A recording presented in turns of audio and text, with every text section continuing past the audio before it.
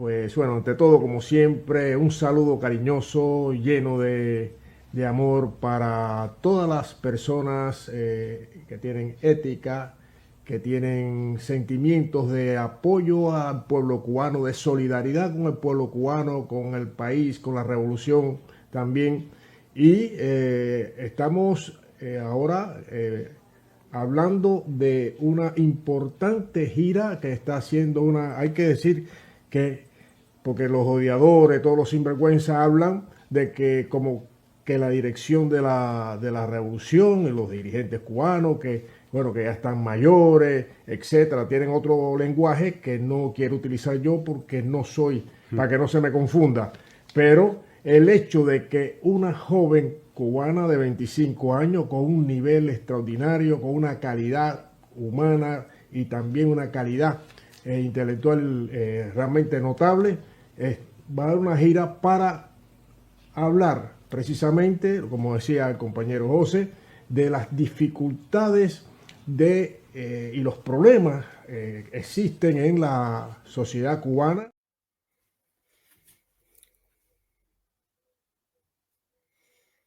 Se habló de las causas de los problemas económicos en Cuba. Se comentó algo sobre la negligencia y la corrupción de Alejandro Gil o Murillo.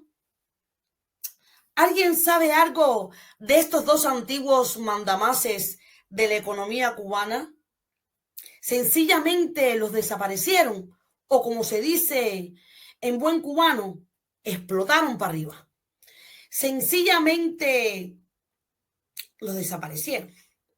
Se comentó algo sobre la paradoja de que Cuba sea una isla y el sistema no sea capaz de desarrollar una industria pesquera que garantice pescado fresco en las mesas de la población cubana. Sigue estando la langosta reservada solo para los turistas. A ningún español de los presentes le pareció interesante esta cuestión. De estos asuntos, que para nada son todos, ¿cuánta culpa tiene el embargo? ¿Y cuánta tiene la gestión y la corrupción del sistema imperante en la isla? Y para esto, y para que me acompañen, y a la audiencia que les saludo desde aquí, tengo una gran invitada. Ella es Marisa. Adelante, Marisa, que está ahí en plató. Bienvenida, Marisa.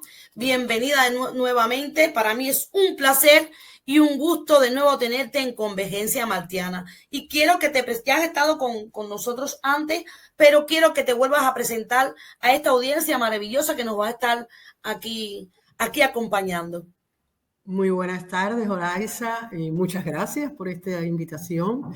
Bueno, como yo soy Marixa Rosabal, yo hoy voy a hablar aquí, estoy aquí como miembro de la coalición Mujeres por Cuba Libre y también, como siempre, ¿no? Como desde hace muchos años, como miembro del grupo SOS Cuba Cabo Verde, desde aquí, desde estas islas del África Occidental. Pero quiero que también hablo, sobre todo como ciudadana cubana, que tiene todo el derecho de decir lo que piensa y lo que siente. Pero también como una mujer, como una madre que vive, porque vive todavía, las consecuencias de un sistema que durante décadas ha negado al pueblo cubano todos los derechos más básicos. Por ejemplo, el de la alimentación. Me han colocado aquí una serie de cuestiones y voy a tratar de hablar de algunas de ellas, de ver cómo trabajamos el tema. Pero sobre todo, tú me hablas de que si se ha hablado de las causas de la crisis económica. Pues mira, yo creo que las cuestiones que he visto por ahí, las intervenciones que he visto, a veces en los youtubers, a veces yo creo que sí, que hablan, pero casi siempre estos youtubers oficialistas, ellos defienden la versión precisamente oficial, la versión de la dictadura. Por tanto, el embargo como causa de todos los males de Cuba, de todas las desgracias de Cuba, tenemos ahí el embargo. Y eso, bueno, pues eso tenemos que ser realistas, eso no es verdad, absolutamente. porque Cuba arrastra casi 7 décadas de mala gestión, de falta de reformas reales, de represión contra la iniciativa individual y una corrupción que ha alcanzado todos los niveles ya del sistema. Yo tengo 68 años y yo me recuerdo pequeñita en Cuba, los primeros años de la llamada revolución, pues ya había falta de azúcar, había que endulzar el café con caramelos en un país que era el mayor productor de azúcar de todos los tiempos. Y estoy hablando de esos primeros tiempos. Por tanto, son décadas y décadas de escasez, de falta de alimentos, de falta de productos. Y como digo, por cuestiones que tienen que ver con la mala gestión del sistema y la corrupción. En Cuba hoy la situación está mucho peor. Hoy casi no se produce absolutamente nada. Los servicios, todos los servicios están colapsados. Y yo siento que el pueblo vive atrapado entre la escasez y el miedo.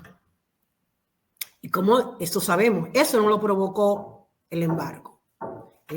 La situación actual la provocó un modelo que no funciona, que no se cuestiona, porque ese modelo no se cuestiona, pero sobre todo que no permite procurar soluciones internas reales. No se permite eso. Eso está vedado. Las decisiones se toman en la cúpula y son aplaudidas por la Asamblea, por unanimidad.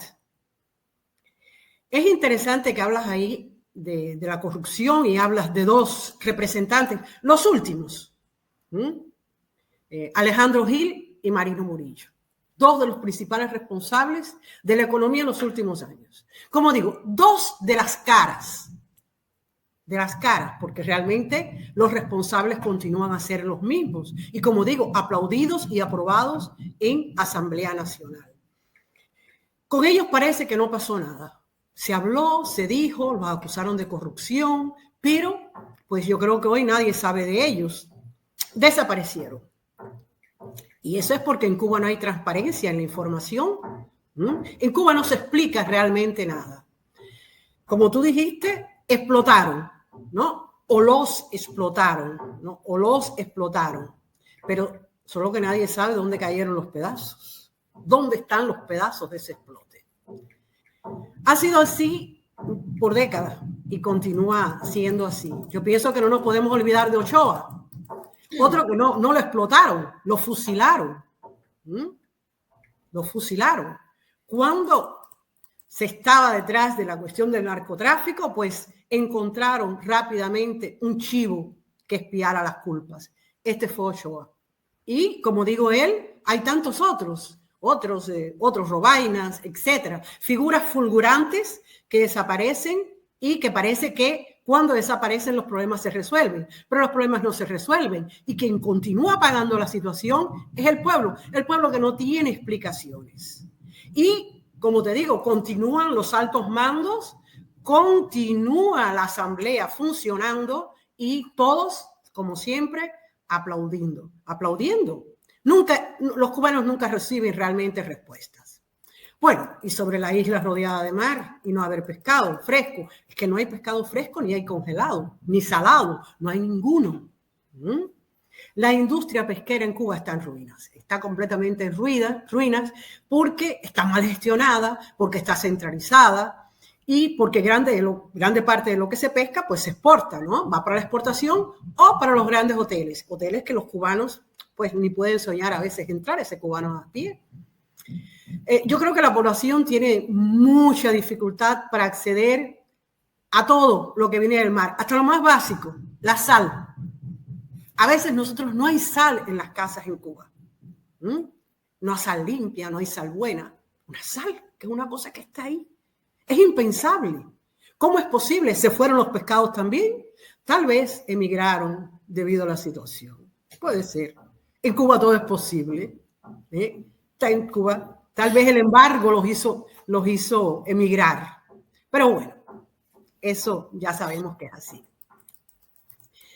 La langosta, pues hace años que está exclusiva para los turistas o para la élite militar.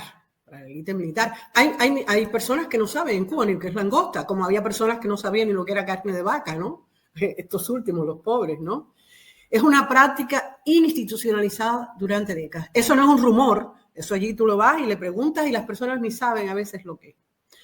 Porque el problema es que en Cuba lo que existen dos realidades. Y parece que a veces las personas que van allí no se dan cuenta de esto o no se quieren dar cuenta. Que lo peor, no hay peor ciego que el que no quiere ver.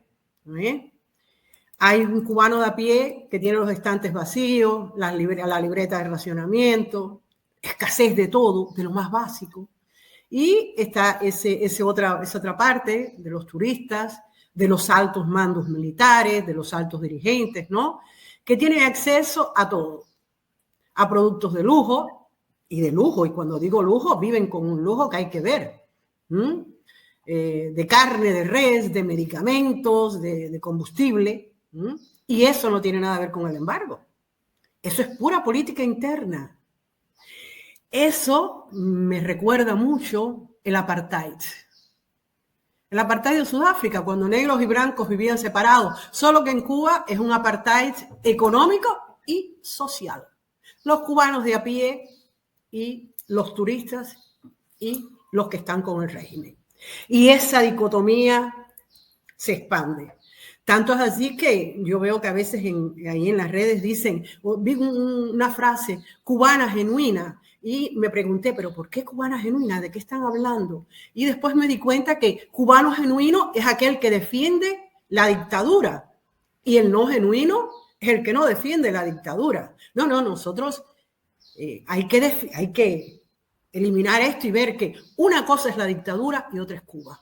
Una cosa es la oligarquía y otra es Cuba.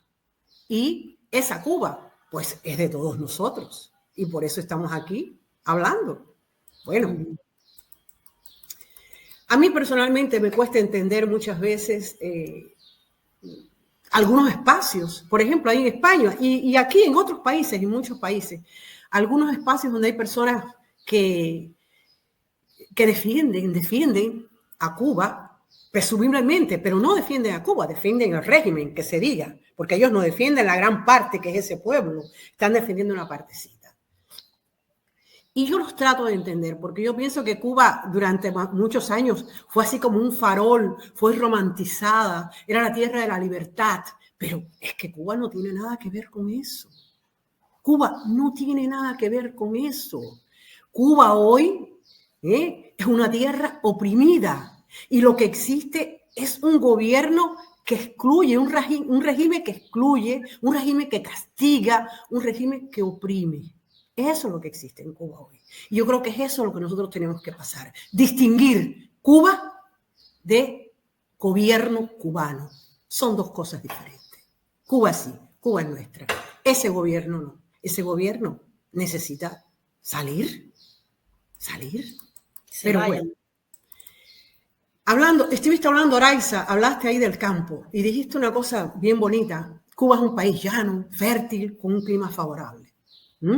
Cuba tiene historias campesinas, Pero ¿qué pasa con Cuba? Vamos ahí por la carretera central. Vamos por toda esa carretera central. Imaginemos que vamos en un carro y que vemos a los lados pastos sin cultivar, tierras sin cultivar o tierra llena de marabú. Por tanto, el campo está abandonado. Pero yo diría que el campo está abandonado, y esto es interesante, para la producción de alimentos a la población.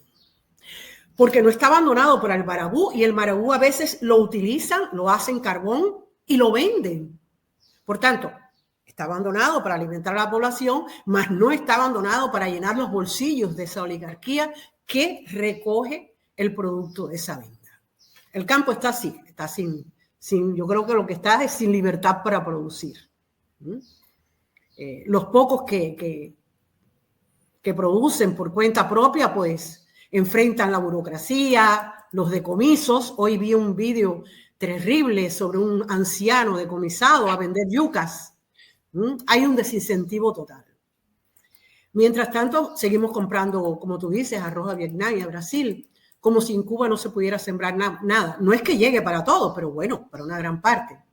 ¿Pero por qué? ¿Por qué yo creo que se hace eso? Bueno, para mí me parece que para Cuba, para el régimen cubano, es más fácil recurrir a la limosna internacional comprar con aquello que llamamos crédito político, donde que hacer reformas estructurales que otorguen libertad verdadera al sector agrícola para producir y para alimentar ese pueblo hambriento. Eso es lo que falta en Cuba. A mí, Oraiza, la verdad, me parece que en el fondo allí lo que hay es un miedo del régimen, de esa oligarquía, a la autonomía que genera la producción de alimentos. Porque si la gente tiene alimentos, si las personas son autónomas, no están hambrientas, no están pensando constantemente qué es lo que voy a hacer para sobrevivir, qué voy a cocinar hoy, pues empiezan a interrogarse y a cuestionarse otras cosas. Y yo creo que mantener ese pueblo en ese estado de sobrevivencia permanente, de lucha por el diario vivir, pues eso lo que hace es favorecer al régimen. Mira, Oraiza, yo pienso que esa joven, no la conozco, vi apenas unas imágenes de ella, está, bueno, en primer lugar, está obnubilada. Yo quiero pensar así porque es muy joven. Está obnubilada por la propaganda oficial. Como te digo, a veces no hay peor ciego que el que no quiero ver. Tal vez ella no usa anteojos para ver la realidad, porque también vive allí. Ella ve lo que está pasando y ciertamente sabe. Pero quiere de todas formas negar esa realidad y quiere pasar como lo hacen en Cuba, como lo hace la prensa oficial. En Cuba, si tú ves las noticias, yo leo todos los días el Granma. Me hago ese, como dicen, ese harakiri diario. ¿Por qué? Para saber lo que están diciendo. Todo está muy bien, todo está perfecto. Es una maravilla. Todo siempre son logros, ¿no es? Los logros de la revolución. Y hay personas que se quedan con eso. Pero bueno, en este caso yo vi que desde el principio hablan de una cubana genuina, como te decía. Tratan de dividir, ya empiezan dividiendo. Cuando hablan de otros youtubers, por ejemplo, los desclasifican, hablan que son mercenarios. Aquí nos aconteció también, aquí nos acontece de acusarnos de mercenarios, de ser pagos por la CIA, etcétera. Nosotros no recibimos nada de nadie. Pero ¿qué es lo que pasa? Es una cosa constante, es como decirnos gusanos. Es deshumanizarnos, tirarnos la humanidad para que, bueno, si no es humano, tú lo puedes pagar, tú lo puedes triturar, que no importa. Entonces, ha sido una constante. Esto es una constante en la política cubana. Es siempre desacreditar, como yo digo, el mensajero, para que no se oiga el mensaje, para que no se debatan las ideas, para yo poder decir lo que quiera y no ir al otro. Eso es lo que se hace. Yo pienso que, pues, si la gente va en silencio, podremos tener pancartas, lo que sea. Lo que no me parece correcto es insultar de la forma que se insulta, de la forma tan violenta y tan obscena. ¿Por qué? Porque esto en lugar de hacernos crecer, nos disminuye y pasa de nosotros una idea que no es. Nosotros no somos iguales que ellos. Ellos han hecho eso, han apedreado, han insultado, nos dicen todos los nombres y más uno, pero les respondemos con dignidad, con clareza, con objetividad, con ideas, porque aquí se trata de un debate, sí, de ideas. No de machetes, de ideas. Pues Marisa, muchísimas gracias. Yo, ¿qué quieres que te diga? Te he escuchado y la audiencia también está escuchando. Gracias a todos los que han ido entrando a saludar, a pasar por aquí, a poner sus comentarios. Comenten y compartan para que pueda siempre llegar a muchas más personas. Fíjense cómo estamos los cubanos. La única verdad, nuestra verdad martiana, supera la demagogia de la dictadura y sus voceros. Así que aquí te despido, no para siempre, Marisa, que siempre puedas venir cuando saques tu tiempecito. Te lo agradezco de verdad mucho. Muchas gracias. Y es libertad para nuestro pueblo cubano, patria, vida y libertad para todos los presos políticos. Muchas gracias, Marisa. Gracias, Oraiza. Hasta más ver.